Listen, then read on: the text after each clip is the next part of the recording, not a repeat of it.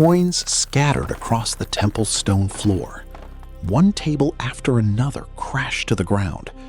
Doves burst above the crowd.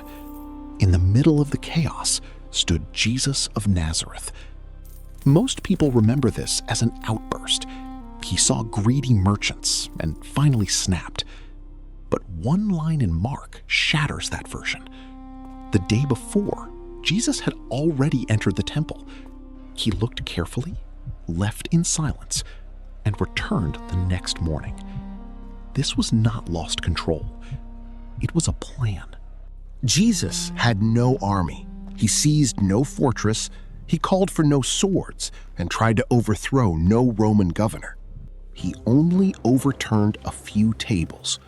And immediately afterward, Mark says, the chief priests began looking for a way to kill him. Could a handful of overturned tables truly be enough to decide that this man must die? To understand why, forget the modern idea of a temple as an ordinary religious building. It was a treasury and a national symbol. It was the center of sacrifice under Rome's watch. Jesus' entrance was not a protest, but a public verdict on the system. At Passover, Jerusalem overflowed with pilgrims from Galilee, Judea, and lands far beyond. Buying a sacrificial animal there was easier than leading one for hundreds of kilometers. Money also had to be exchanged because people came from across the empire. So the sellers and money changers were not criminals who had slipped into the sanctuary. They served a system that had operated for years, and Jesus understood that perfectly. That is why he simply became angry at commerce is far too easy an explanation. The issue was not what was being sold. The issue was whom this system had long since stopped seeing. Mark leaves another clue that is easy to miss. When Jesus first enters the temple, he overturns nothing. He watches. He evaluates. Then he leaves to spend the night in Bethany. Between observation and action lay an entire night. An entire night gave him time to stop, to reconsider. He did not. This is not the behavior of a man who snapped.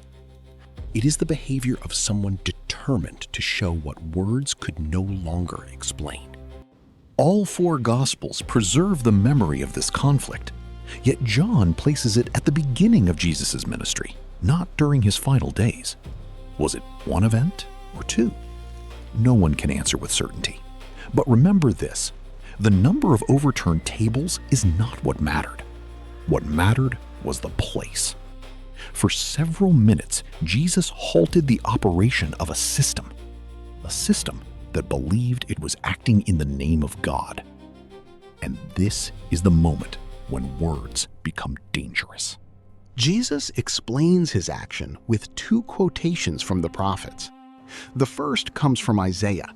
God's house was meant to be a house of prayer for all nations, not only for the influential, for everyone.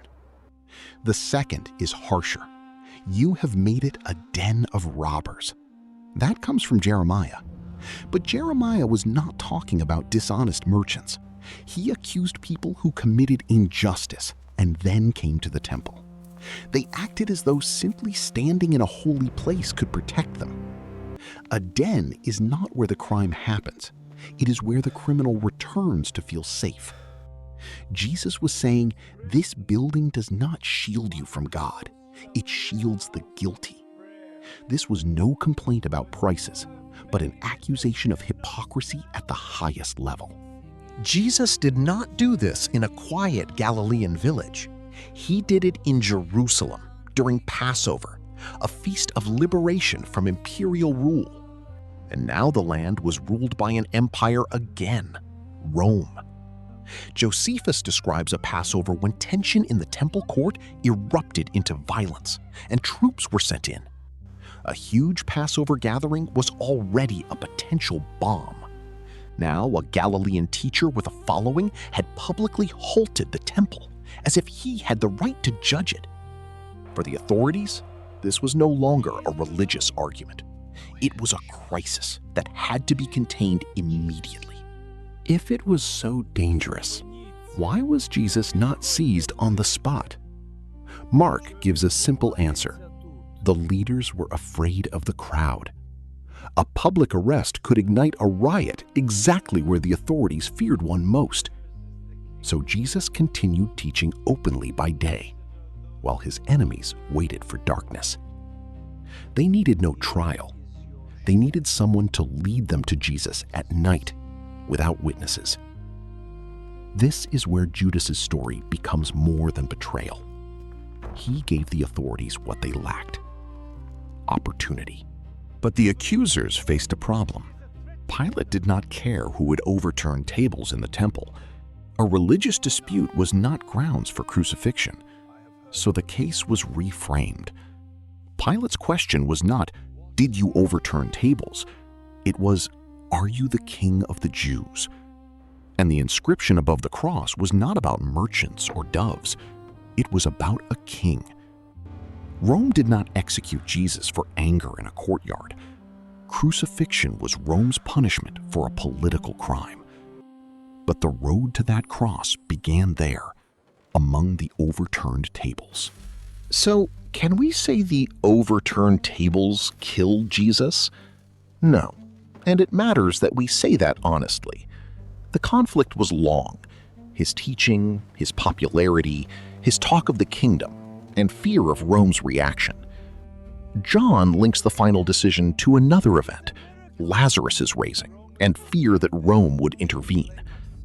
But the temple action made the conflict impossible to ignore. Before that morning, Jesus had criticized the system with words. Then he entered its center and turned words into action. That is why many historians call it a turning point. Not the only cause, but the act that made arrest inevitable. That evening, Jesus left Jerusalem alive. The temple resumed its work. Money changers gathered the coins.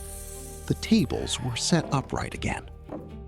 From the outside, it seemed the system had survived his protest without consequence. But something irreversible had happened.